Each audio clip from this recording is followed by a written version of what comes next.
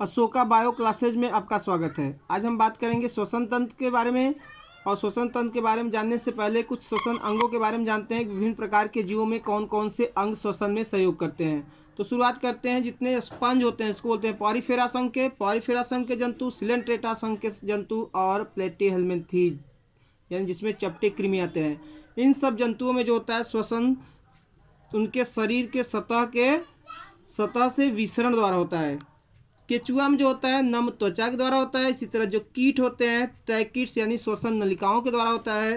कीटों में जो जलीय जंतु हैं जैसे आर्थ्रोपोडा संघ के जो जल में आर्थ्रोपोडा यानी कुछ आर्थ्रोपोडा संघ के जंतु है जो कहाँ रहते हैं जल में, तो कुछ जलीय आर्थ्रोपोडा और मोलस्का जैसे घोंघा होगा, तो ये सब किससे क्लोम से। सीधी सी बात है जो पानी में रहते हैं क्लोम गिल्स यानी गलफड़े द्वारा श्वसन करेंगे।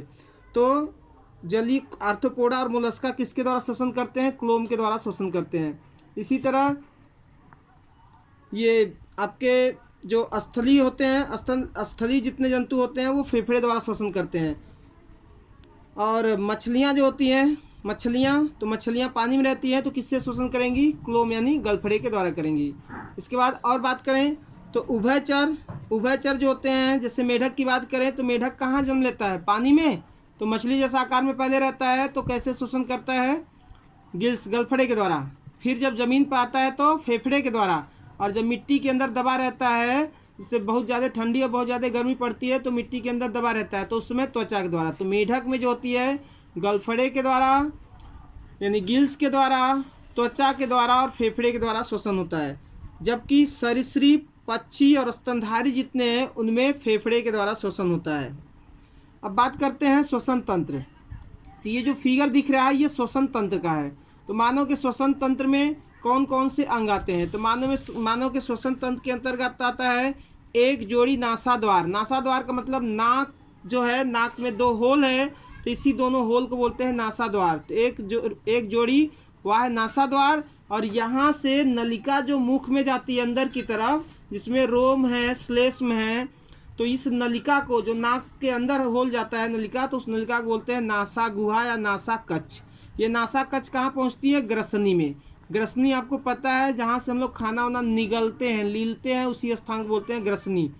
तो नासा गुहा या नासा द्वार से नासा कक्ष से कहाँ पहुँचता है, ग्रसनी में। ग्रसनी के बाद वो अगला भाग क्या होता है, कंठ होता है।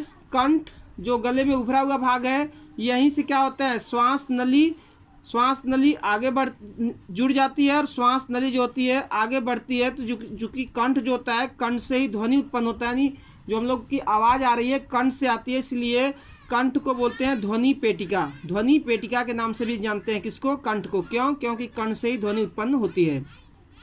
इसके बाद कंठ जो होता है, कंठ एक इपिग्लोटिस नामक उपास्थि की बनी एक कह सकते हैं ढक्कन से ढकी होती है। इपिग्लोटिस उपास्थि की बनी होती है, इसी से ढकी होती है ताकि जब हम लोग खाना निगलते हैं तो वो जो है आहार नाल में जाए, न कि श्वास नली में चला जाए। तो श्वास नली में जाने से बचाने के लिए वो उपास्थि की बनी एक ढक्कन होती है, इसको बोलते हैं इपिग्लोटिस। और इसके बाद में अब फिगर के द्वारा देखा जाए तो फिगर के अनुसार देखा जाए तो जब पहले तो नासा द्वार से नासा गुहा से ग्रसनी, और ग्रसनी से कहाँ पहुँचेगा, कंठ में। ये भाग जो है ये कंठ है। कंठ में जब पहुँचेगा तो कंठ से ही देख सकते हैं यहाँ पे ये कंठ है और ये जो ढक्कन है इसी बोलते हैं कंठ छद या इपिग्लोटिस। इसी से ढका होता है ताकि भोजन जो है आहार नाल में इधर जाए, न कि श्वास नली में आए। अब कंठ जो होता है, कंठ से ही क्या जुड़ा होता है, श्वास नली। यही कंठ जो होता है ध्वनि उत्पन्न करता है, इसलिए इसको बोलते हैं ध्वनि पेटिका। श्वास नली उपास्थि की बनी हुई ये छल्लेदार देख सकते हैं संरचना होती है जो आगे आके फेफड़े में, दोनों फेफड़ों में बढ़ जाती है। और देख सकते हैं ये कटा हुआ भाग जो है ये पसलियाँ हैं। कितनी पसलियाँ होती हैं, तो 12 जोड़ी पसलियाँ होती हैं। तो ये जो पसलियाँ हैं, पसलियों में 5वें पसली जो ऊपर से देखें तो 1 2 3 ये कसी हुई पसलियों का संरचना दिख रहा है। तो 5वें पसली के पास आकर ये श्वास नली जो है 2 भागों में बढ़ जाती है। तो जब दो भागों में यानी कि बाएं फेफड़े और दाएं फेफड़े में चली जाती है तो इस श्वास नली को बोलते हैं क्या, श्वसनिका। श्वसनिका जो है आगे चल के फिर और अधिक ये देख सकते हैं शाखित हो रही है, बढ़ रही है पतली पतली शाखाओं के रूप में। तो ये श्वसनिका जो है पतली पतली शाखाओं में बढ़ते बढ़ते प्राथमिक, द्वितीयक, तृतीयक, ऐसे ढेर सारी शाखाओं में बढ़ते बढ़ते अंत में देख सकते हैं ऐसे अंगूर के गुच्छों जैसी संरचना बनाती है। तो इस अंगूर के गुच्छों जैसी संरचना बोलते हैं श्वसनी यानी वायु कूपिकाएं।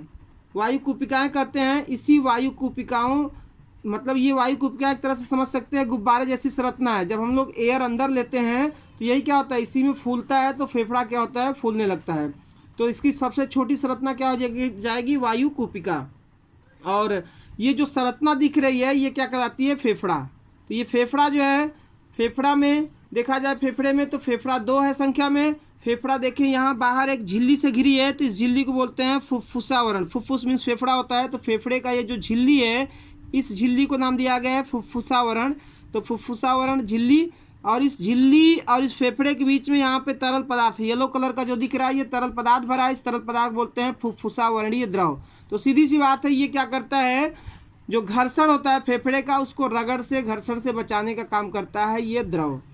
तो जो हमारा श्वसन तंत्र होता है, तो श्वसन तंत्र के अंतर्गत कौन कौन सी बात की बात हुई, तो जो नासा द्वार होता है, कौन कौन, नासा द्वार, नासा गुहा, इसके बाद ग्रसनी, इसके बाद कंठ, इसके बाद श्वास नली, फिर श्वसनिकाएँ, वायु कूपिकाएँ, ये सब किस में जा रही है, फेफड़े में। तो मेन अंग क्या होता है, फेफड़ा होता है।